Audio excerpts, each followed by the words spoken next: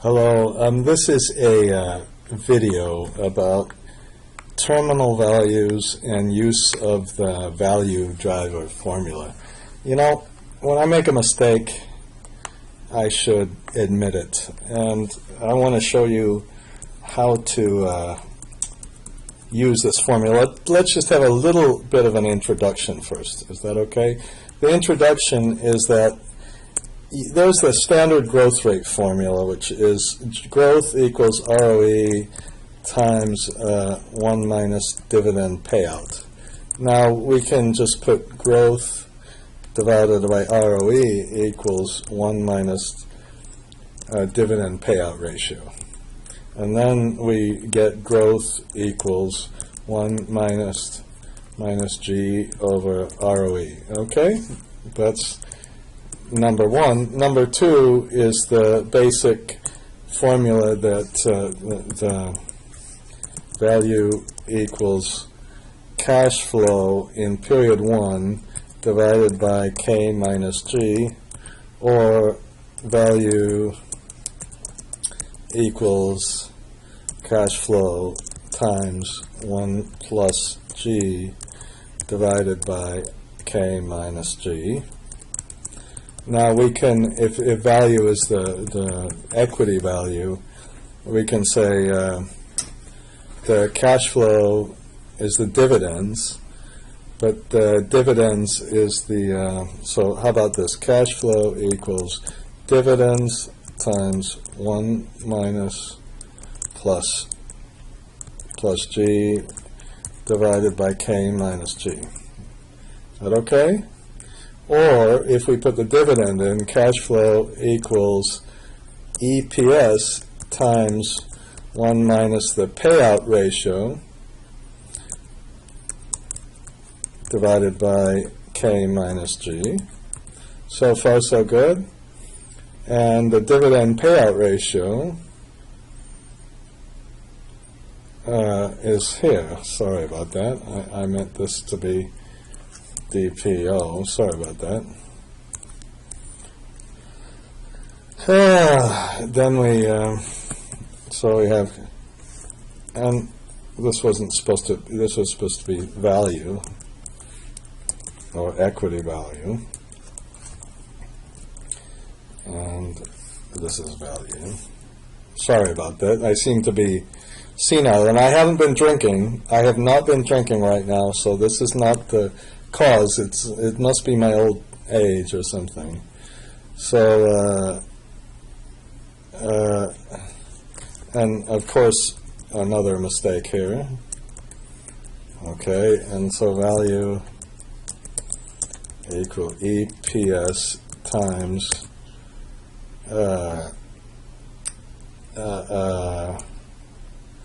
1 minus G over ROE divided by K minus G. That's this famous value driver formula. Now, we also know EPS equals ROE times book value. So we can put value equals book value times 1 minus G over ROE divided by K minus G. Okay, and it turns out that this might be kind of useful in some of the formulas. So let's put let's put formulas up here. How's that? Okay, and then let's put the assumptions. And let's first do a really simple one where we put ROE, K for cost of equity, G. Those are the three, okay, growth and cost of capital. And then once we have this, let's say the ROE is 15%, cost of capital is 8%. Ah, come on. Oh, shit. let's make this 12% and make this 3%. Okay, something like that. Now, you know, if we want to get these things in, I can't believe that I've been doing this wrong. This should be like a if you just open this one that says generic macros, then you remember you can press Shift Control C. I wonder if you go to developer and macros, I should know this, if you run this one, it'll even put the add-ins for you and do this. So all you have to do is have that other file open. I've been talking about inserting the file. Now, some of those functions won't work, but the macros will. So now we can put DPO. That's up here, and it's 1 minus G divided by ROA. Now, if we put long-term model,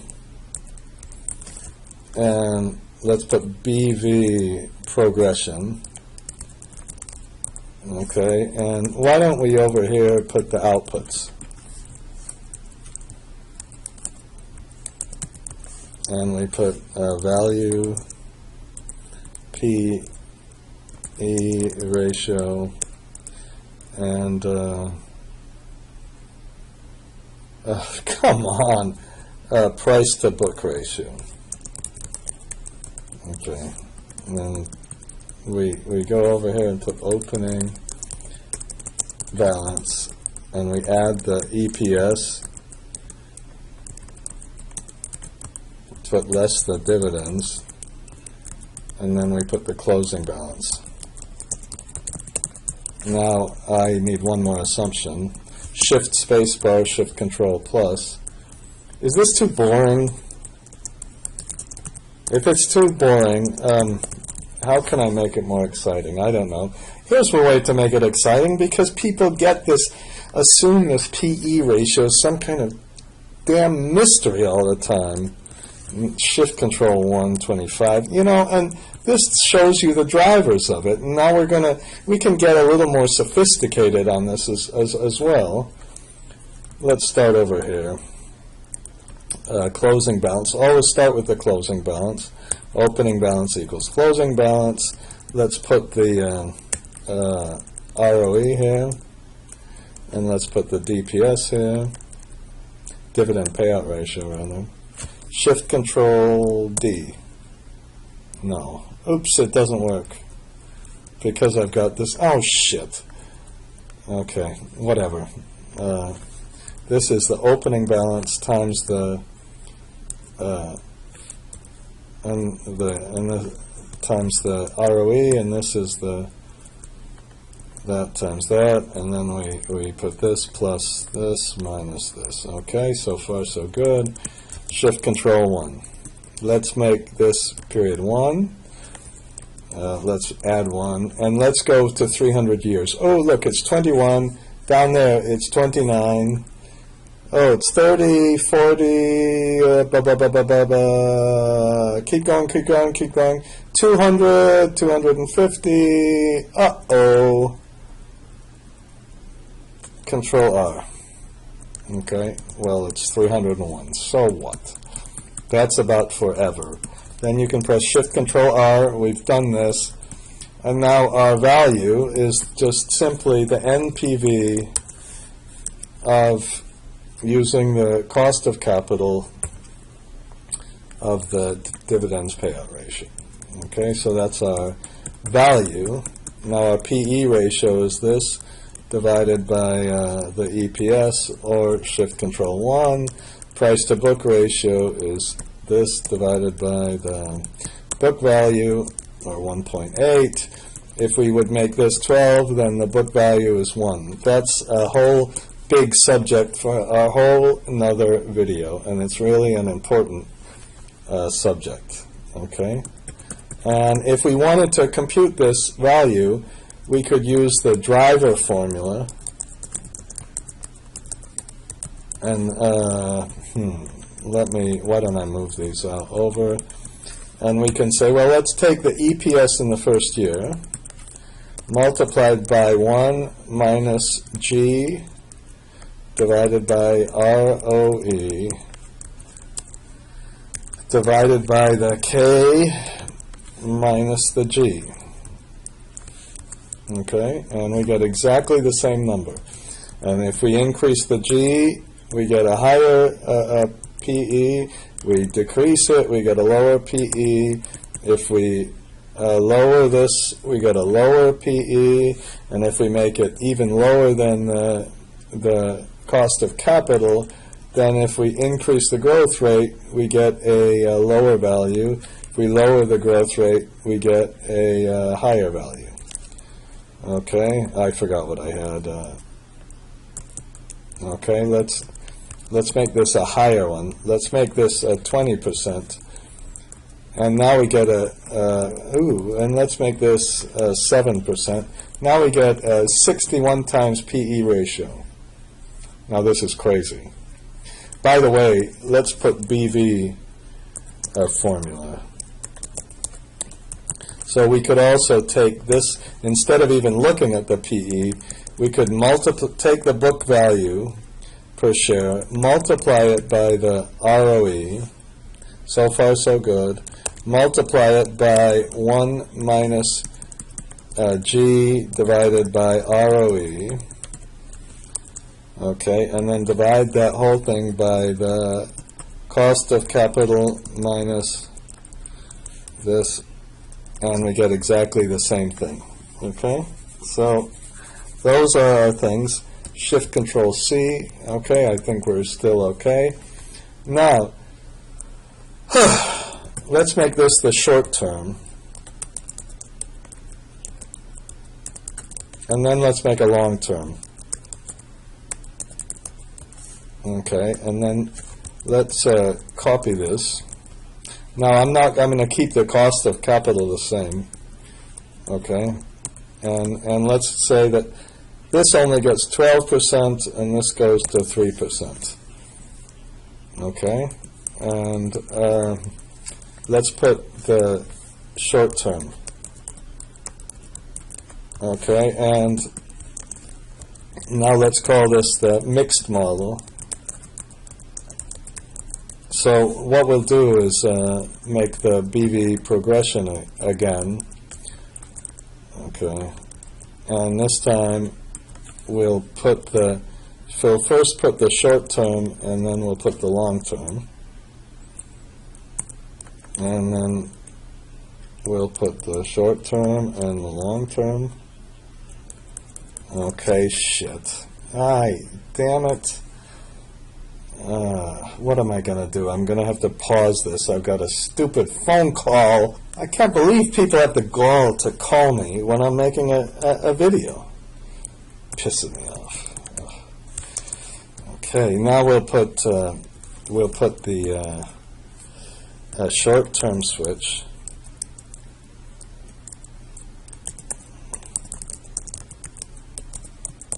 I don't know. Okay, let's put a long-term switch, which is kind of a waste. Okay, and this one, let's just put the... I didn't put a variable in here, so that's 5 years, okay? Okay, and that's 5 years. This is 5 years. And this is just, this is less than or equal. And then we take this one is greater than this one, and we make the opening balance equal the closing balance, and then we say if this is true, then we take this one. It was completely a waste to put the long-term switch in. I'm sorry about that. Otherwise, we take this one, and then we multiply that by the opening balance. Okay, and we do the same thing. If this is true, then we take, if, that phone call made me lose my train of thought. If this is true, then we take this one, otherwise we take this one, and we multiply that by this, and then we take this plus this minus that. Okay, so now shift and oops, oh no, oof. Get into these old habits and forget about this wonderful new thing. Okay, and now we can okay, and then we'll should I, okay, why don't I put this one, and let's put the value and the PE ratio and the price to book ratio, okay? And our value is the NPV at the cost of capital, and we take that one. Oh, our value went from 307 to 57, and our price to earnings ratio went from this to this 11, so it went from 65 to 11, and our price to book ratio went from this to this. Okay, from what, 12 to 2. So obviously that terminal value has a very big deal. Now what we could do, let's try to do well, I don't want to make this silly short-term model. Let's call this the terminal switch. And so let's see if we can replicate this answer with a much simpler approach. And let's just take this one and make it equal to this one. Okay, Shift Control R. All right. How long have I been spouting on about this? 17 minutes. I hope to finish this soon. I don't know how to. Now I don't know how to get rid of that thing. I guess I don't want to quit the video. Oh shit. Okay. Now, where was I? So now let's put the cash flow. Now, with anything, our cash flow is our dividends, and I don't really like to call them capital gains, but our terminal value. And let's use the growth, the value formula. Okay, and then we'll put total cash flow, and then we'll put NPV of cash flow. Okay, and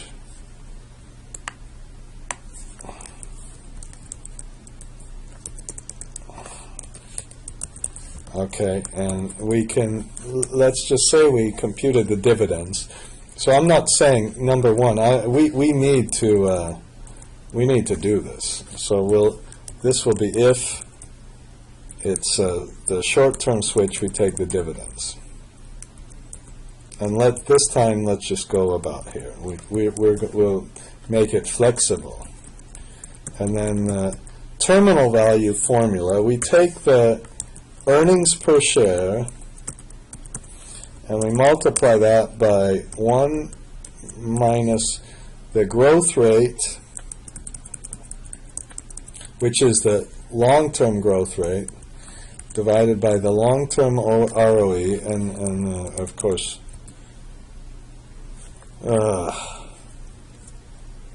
divided by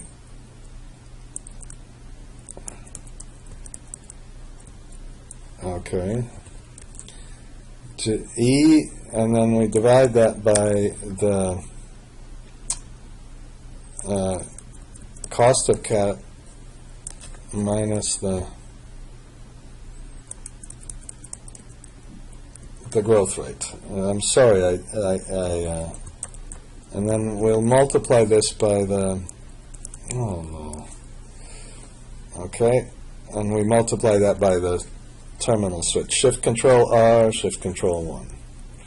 Then we can press, how about we'll do this, Alt equal, that's just to get this, and the NPV of the cash flow, NPV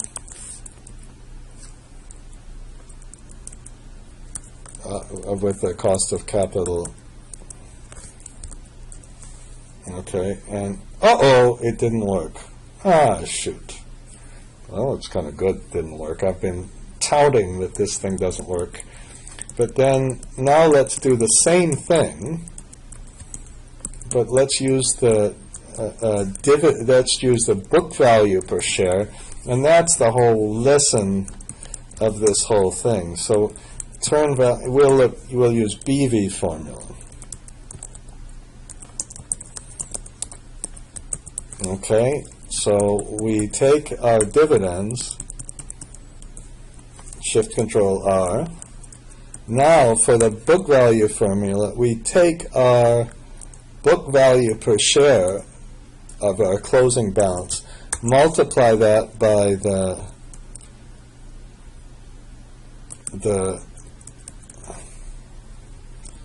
okay, so the first thing we multiply that, and then that gives our future earnings, not our current earnings.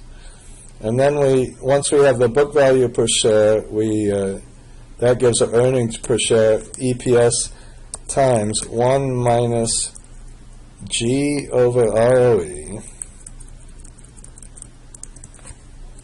G divided by ROE. Okay, and divide that by the, finally, the cost of capital minus the growth rate.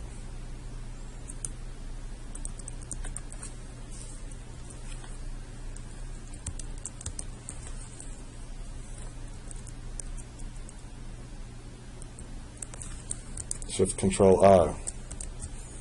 Look, instead of 91, it's this, because what really happened is it went to the next period, recomputed the ROE, and look how the EPS goes down. If we use this EPS, it was completely wrong. Alt equal,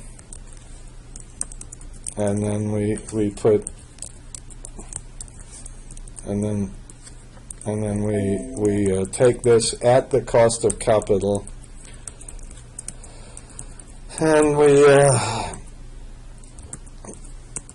okay, and we get exactly the same value. So the lesson here is you can't use this formula. You have to use this one, which is the book value times the ROE times 1 minus G over R. It's a kind of a long formula. This one doesn't work. This one does, because you went to the next year. So now we can kind of have a two-stage value driver model that works. Okay? That's, now we're going to move in our next video to investigate the shift control. See, we're going to do it for the ROIC. So let's save this.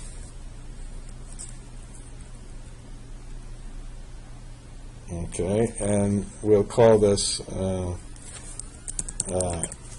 ROIC. No, value driver equity. Okay, and I'm going to stop the video.